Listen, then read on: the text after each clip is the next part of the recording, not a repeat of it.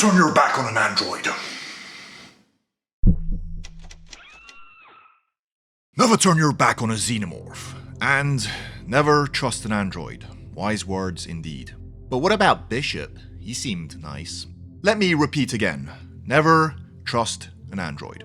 Some even claim that Bishop was responsible for the mystery egg, which led to the events of Alien 3. Although one could argue why he would create such a messy situation when he simply could have brought Ripley and Newt safely back to the company, carrying embryos. But who knows how these pesky androids think.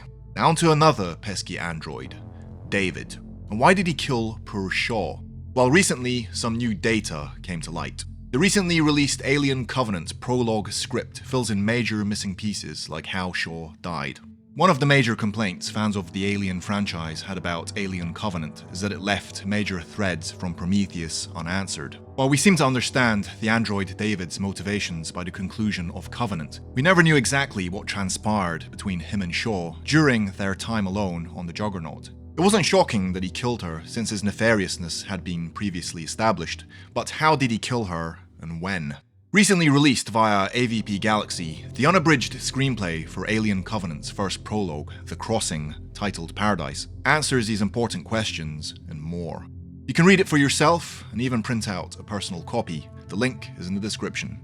Shaw saved David's head because he can pilot the Juggernaut, but doesn't trust him and keeps his severed head separated from his body.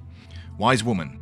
David lies and tells Shaw that he will die without his main power source, his body. He further manipulates her by feigning fear of death and other human qualities. Out of loneliness and isolation, and perhaps against her better judgment, Shaw reattaches David's head to his body. In a very creepy scene, after she's halfway through fixing David and connecting wires, the wires start to attach themselves automatically. Okay, I'll read some of the script. This is just after David has his head reattached. David, is your hair new? Shaw, what? No. David, yes it is. I like it like that. Shaw, it's just longer. David, no, it's cut on the bias now. Very chic. Shaw, thank you. David struggles to sit up, gets off the table. He takes a shaky step, then another, firm. He smiles. That's more like it. Almost like my old self, whoever he was. You're very kind at heart, you know.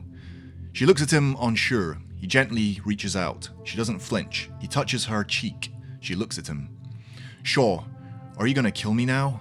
David, why would I do that, Elizabeth? He smiles, his face utterly readable. Months pass as they grow closer, inevitably. She's wary at first, but that gradually fades. In the observation deck, he points out stars, teaching her the basic workings of the engineer's astronomical equipment. In the water room, she shows him how she grows food and cultivates the vines. Soon they're planting, growing more food, working together. They grow more and more comfortable, cooking meals, exploring the ship, washing in the water room. Then one day, they're working side by side, chatting easily. Her hand reaches out, takes his, holds it for a moment. Tears in her eyes. He looks at her. Then, they're curled together in one of the engineer's huge sleeping pods.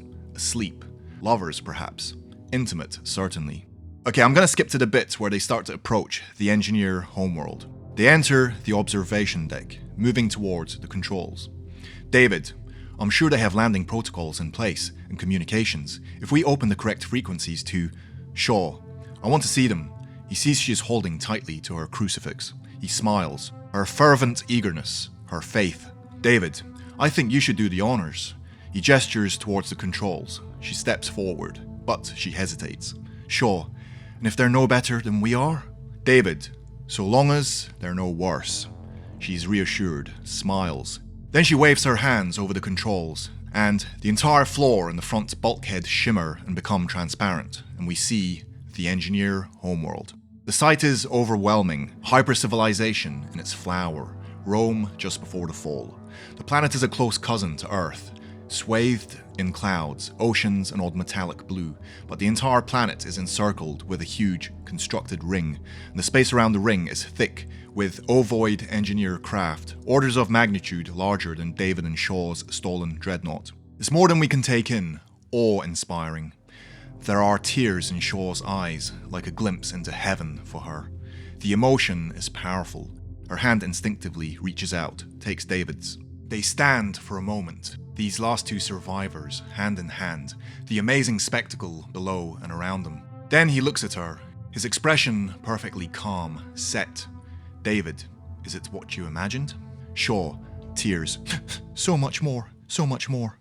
David, it's good to see you cry. She glances at him. What? Then suddenly, he reaches up and brutally snaps her neck. She falls, dead. He looms over her. To what do you aspire is the correct grammar, by the way. Then he turns his attention to the magnificent world at his feet. He seems to grow larger as he stares down, like a man finally stepping into his righteous destiny, and all of the clever simulations of humanness fade from his features. He has no need for them now. He can just be himself. His eyes are glacial as he stares down at the world at his feet. David, better to reign in hell than serve in heaven. Then he reaches out and presses a button. And it's the end for the engineers, or are they engineers? Who knows? It's not entirely clear why he waited until this moment. Perhaps he wanted her to know that they made it to the destination, but didn't want her to see his planned genocide. He always intended, though, to use Shaw's body to create xenomorphs, it seems. So there you have it. Never trust an android, even Bishop.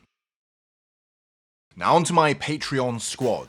If you enjoyed the video, consider becoming a Patreon supporter. For as little as $1 a month, you can join this Patreon squad panel, now including a free message. And if you don't want to join Patreon, but want to help the channel anyway, follow these steps. First, subscribe, get rid of that annoying banner, hit the bell icon, like,